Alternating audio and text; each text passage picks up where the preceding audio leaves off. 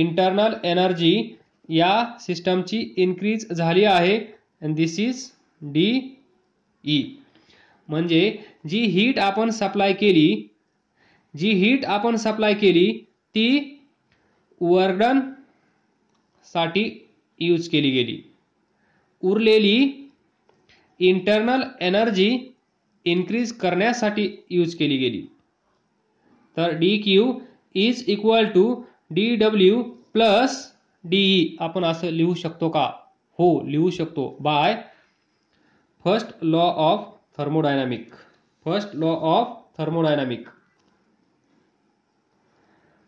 आलं का लक्षात? पहिल्या कंडिशनमध्ये पहा, ॲट कॉन्स्टंट व्हॉल्यूम जी हीट सप्लाय केली ती फक्त आणि फक्त इंटरनल एनर्जी इन्क्रीज करण्यासाठी वापरली गेली. म्हणून आपण लिहिलं total heat supplied is equal to this change.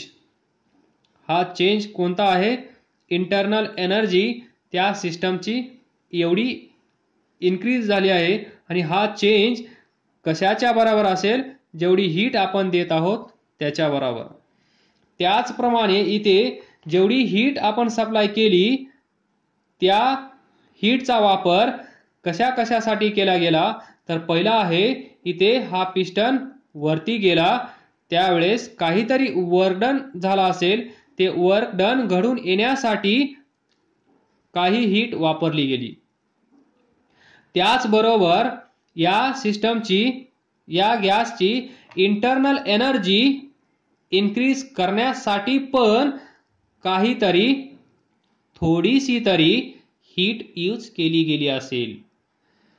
म्हणून आपण लिहू शकतो बाय, लक्षात आला असेल तर, by first law of thermodynamics. Dinosaur नाही, फर्स्ट लॉ ऑफ थर्मोडायनामिक्स. तो काय असतो?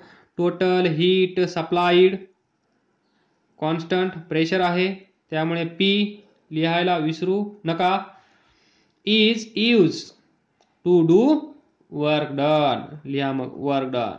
And to increase internal energy. लिहा मग D E. Heat supplied is used to do work done and to increase internal energy. लिहा. Equation number 4. तर पहा equation number 3 पहा, dw is equal to P delta V, sorry P D V. इथे पहा dw. तर हे कॉपी करा, इथे पेस्ट करा. dq p is equal to, केलं का पेस्ट? काय येईल मग? D plus P D V. Equation number 5. Equation number जर चुकला गेला असेल तर माफ करा, तुम्ही करेक्शन करून घ्या. इक्वेशन नंबर 5 भेटला आहे. This now divide by D T. So D Q P by dt is equal to dE by dt plus P dV by dt. Equation number 6. तर पहा, what is this? d qp by dt, rate of change of heat supplied with respect to dt. तिथे काहीतरी टेम्परेचरमध्ये पण change झाला असेल तो dt. आणि हा आहे ॲट कॉन्स्टंट प्रेशर, बरोबर, ॲट कॉन्स्टंट प्रेशर. तर मग dQp by dt is equal to आपण लिहू शकतो Cp, molar specific heat capacity at constant pressure. तर याला उचला, ॲक्च्युली उचलायचं नाही आहे, नाहीतर उचलत नाही, मोबाईलमध्ये येतो, नाही उचलणार. इथून घ्या, इथे ठेवा. मग equation number 6 becomes Cp is equal to dE by dt plus P dV by dt. Then equation number 7. तर पहा इथे Cv is equal to dE by dt. पहा इथे dE by dt equation number 7 मध्ये पहा dE बाय dt. इथे पहा equation number 1 dE by dt. यालाच आपण Cv असं लिहिलं आहे, म्हणजेच molar specific heat capacity at constant volume. म्हणजे याच्या जागेवर आपण हे लिहू शकतो, नो डाऊट. तर पहा Cp is equal to Cv plus P dV by dt, equation number 8. पहा Cp minus Cv is equal to P dV by dt, equation number 9. तर पहा जे आपल्याला प्रूव्ह करायचं आहे ते आलं आहे. Cp minus Cv is equal to R. Left side आपल्याला भेटली आहे, राईट साइड बाकी आहे. तर राईट साइडसाठी पहा we know that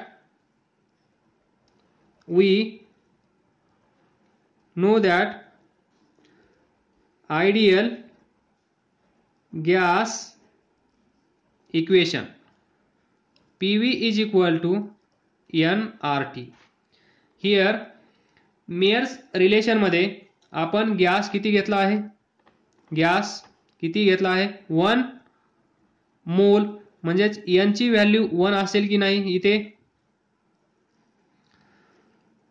अरे बरोबर की नाही. इथे n चा अर्थ काय आहे, what is this n, number of moles. मग आपण हे डिराइव्ह करण्यासाठी Cp minus Cv is equal to R हे डिराइव्ह करण्यासाठी गॅस किती घेतला आहे, n इज इक्वल टू 1 मोल. त्यामुळे हे इक्वेशन बनेल PV is equal to RT, PV is equal to RT. तर पहा differentiate with respect to this dt. so d by dt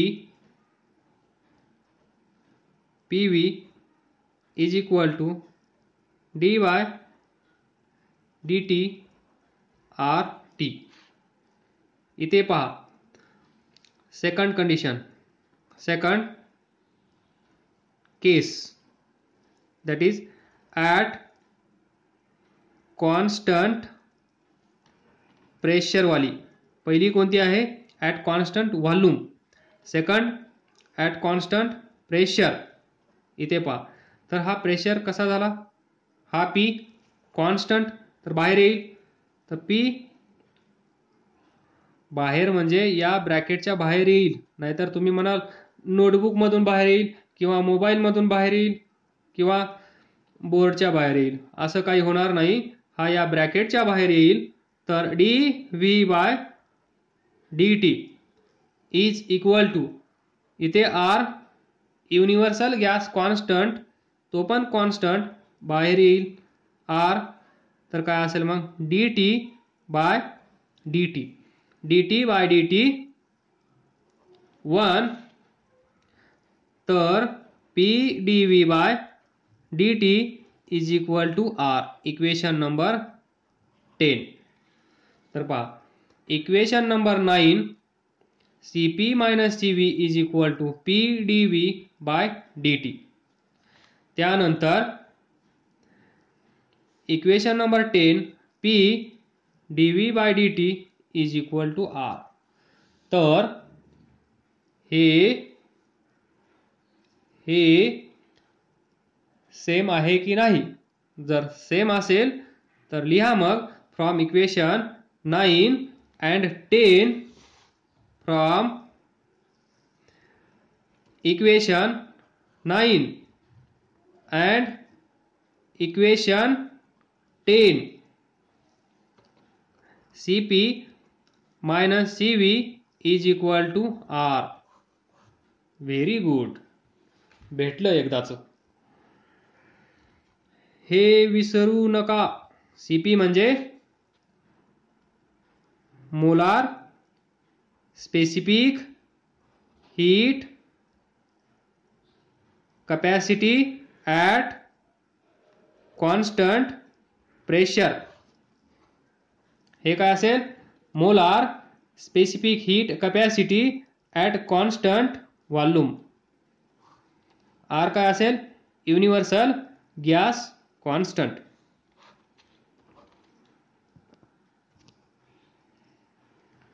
तर लिहा मग, this is Mayer's relation between Cp and Cv. तर पहा हे डिराईव्ह करत असताना आपण काय केलं आहे? ॲझम्पशन घेतला आहे, ते आहे हीट एनर्जी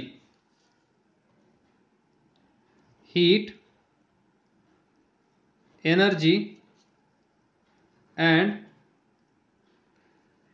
मेकॅनिकल वर्क. तिथे हीट एनर्जी पण आहे, मेकॅनिकल वर्क पण आहे. या दोघांचं unit of heat energy and mechanical work is same, असं आपण ॲझ्युम केलं आहे. आपल्याला माहित आहे हीट एनर्जीचं युनिट काय आहे? कॅलरी. मेकॅनिकल वर्कचं युनिट काय आहे? जूल. येते का लक्षात काय म्हणतो मी? हीट एनर्जी म्हणल्यानंतर तुम्हाला कॅलरीज आठवतात. ज्यावेळेस आपण मेकॅनिकल वर्क डन असं म्हणतो त्यावेळेस तुम्हाला जूल आठवतो. म्हणजेच we have assume that heat energy and mechanical work has same unit here. हे डिराईव्ह करत असताना आपण एक मोठं अझम्पशन कन्सिडर केलं आहे, अज्युम केलं आहे.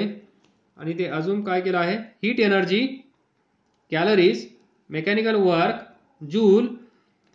पहा दोघांचं युनिट डिफरंट आहे, तरी पण आपण अज्युम केलं आहे दोघांचं युनिट सेम आहे. Unit of heat energy and mechanical work is same. तर तुम्हाला हे माहित आहे. काय माहित आहे? Generally we know that generally we know that heat energy is measured in calorie. Number 1. Number 2, mechanical work is measured in joule. तर इथे पहा, जी हीट एनर्जी, जी हीट आपण सप्लाय करतो, हीट एनर्जी ती टोटली वर्क डन मध्ये convert होते. किंवा जर काही वर्क डन होत असेल तर तिथे काय होत असतं, एवढी हीट तयार होत असते. म्हणजेच काय होत आहे, total one form of energy, लक्षात घ्या, total one form of energy is converted into another form of energy. Heat energy converted into work done किंवा work done converted into heat. काहीतरी काम झाल्यामुळे हीट तयार होईल. जर आपण हीट दिली तर तेवढंच वर्क डन घडून येईल. यालाच आपण काय म्हणतो, बोला बोला, लॉ ऑफ कन्झर्वेशन. त्याचमुळे याचा इफेक्ट होत नाही. Heat energy is measured in calorie, mechanical work is measured in joule. Law of conservation of energy. इथून इथे total calories converted into joule और total joule converted into calories. तर पहा, हे सर्व डिस्कशन केल्यानंतर हा formula Cp minus Cv is equal to R is converted into Cp minus Cv is equal to R upon J. हे जे अजम्पशन्स आहे ते रिमूव्ह करण्यासाठी इथे डिवाइड करा by J. Cp minus Cv is equal to R, तोच formula R by J, left side same. where J is mechanical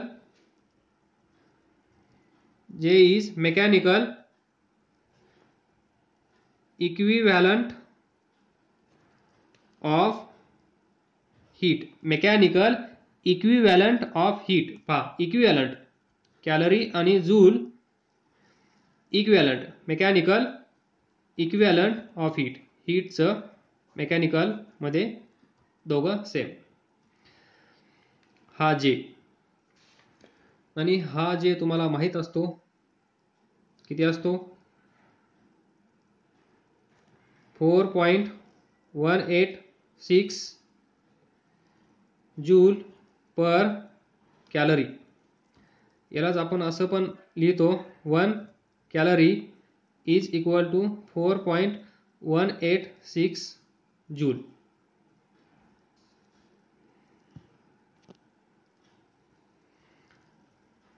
second part.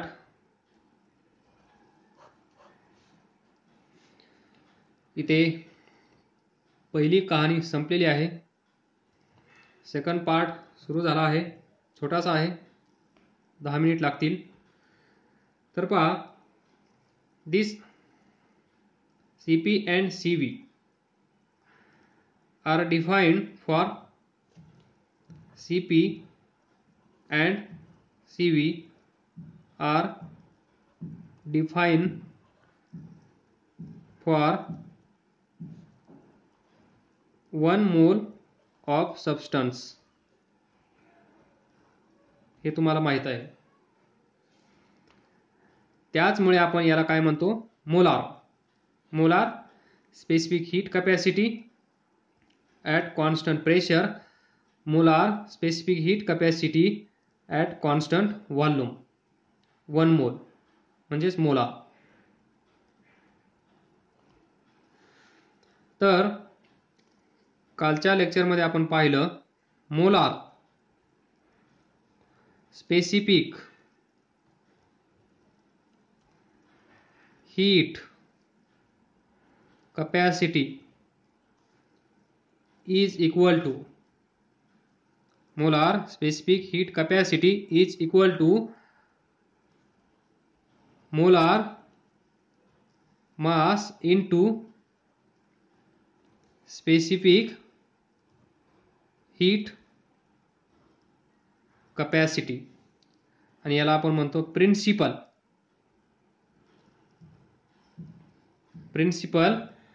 Specific heat capacity. तर molar mass म्हणजेच molecular weight, molar specific heat capacity. समजा at constant pressure consider करूया आपण, तर ती असेल CP is equal to molar mass MO, that is molecular weight, into specific heat capacity principle, ती असेल SP. डिफरन्स लक्षात ठेवा. हा जो फॉर्म्युला आहे CP minus CV is equal to R, हा कशासाठी आहे, फॉर 1 मोल ऑफ सबस्टन्स.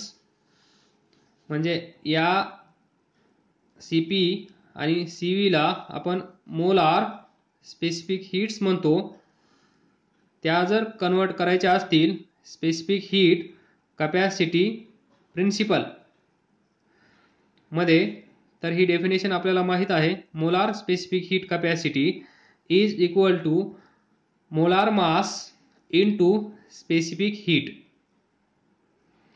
तर मोलार मास म्हणजेच molecular weight into specific heat capacity principal, that is SP. Similarly, molar specific heat capacity at constant volume is equal to this molar mass into principal specific heat capacity at constant volume. तर पहा, ही CP आणि CV त्या equation मध्ये ठेवा जे आपल्याला भेटला आहे. That is CP minus CV is equal to R upon J.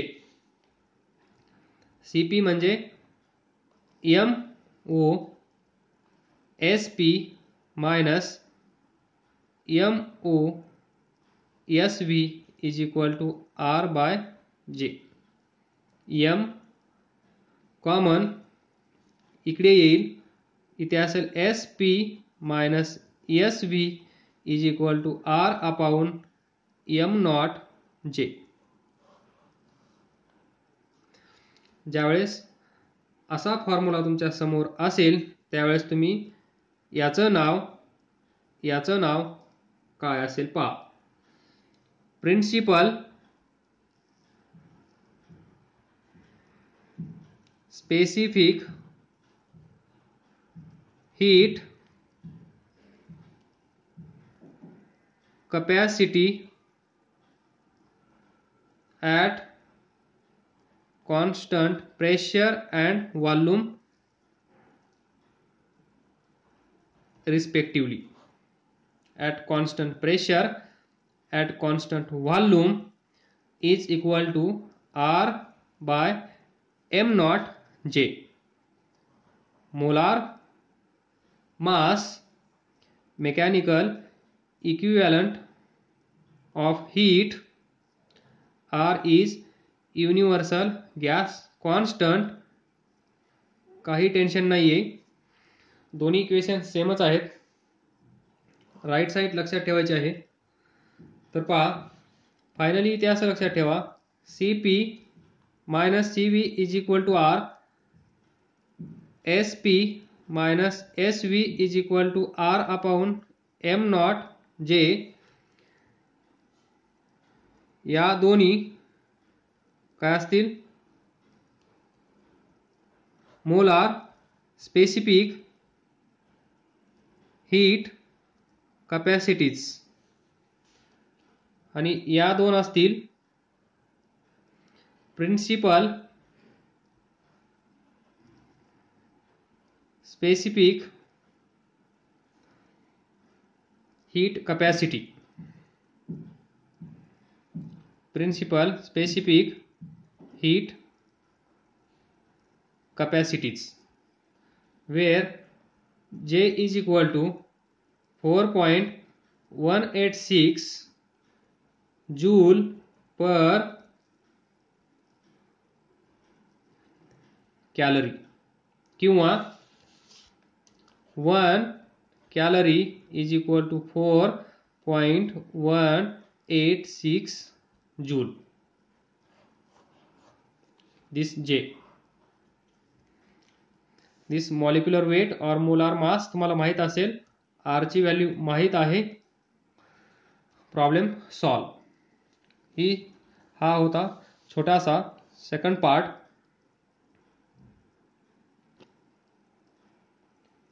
Now we will discuss small question based on this concept. The values of the two principal specific heats SP and SV दिलेले आहेत. For hydrogen gas, find the values of J. That is, J is what? Mechanical equivalent of heat. Mechanical equivalent of heat. तर पहा काय असेल,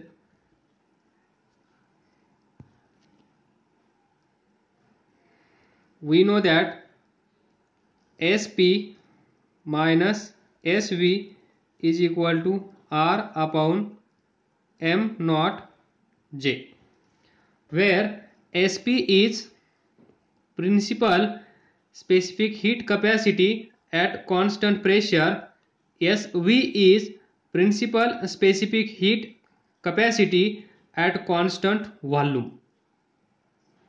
That is for principal म्हणजे for 1 gram of substance, and molar specific heat capacity म्हणल्यानंतर for 1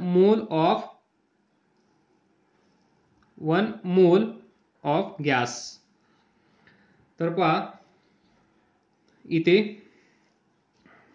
SP is given 3400 calorie per kg per Kelvin. SV is given 2400 calorie per kg per Kelvin for hydrogen gas. म्हणजेच SP as it is दिलेली आहे 3400 minus SV 2400 is equal to R is 8300 joule per kg per Kelvin. Unit कडे लक्ष द्या. Unit जे तुम्ही पाठ केले आहेत तेच युनिट असतील तर नो प्रॉब्लेम. याचं तेच युनिट आहे. प्रिन्सिपल स्पेसिफिक हीट चं तेच युनिट आहे. तर पहा R is equal to 8300. Molar mass of hydrogen gas किती असेल? 2 H2 2 into 1 2 into J. तर इथून J भेटेल आपल्याला. J is equal to 8300 divided by 2. हा डिफरन्स किती येतो? 1000 बरोबर. 1000 1 1 2 2. तर पहा 8.3 divided by 2. J is equal to 8.3 म्हणजेच किती येईल पहा? 4.15. युनिट काय असेल? Joule per calorie. हेच तुम्हाला माहित आहे. J is equal to 4.186 joule per calorie. यालाच आपण असं लिहितो 1 calorie is equal to 4.186 joule. 4.15. तर पहा now see second, the difference between the two molar specific heat of gas is 8000 joule per kg per Kelvin if the ratio of two molar specific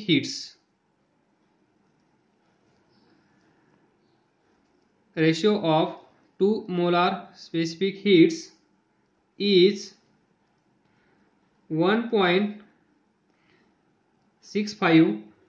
calculate, that is find,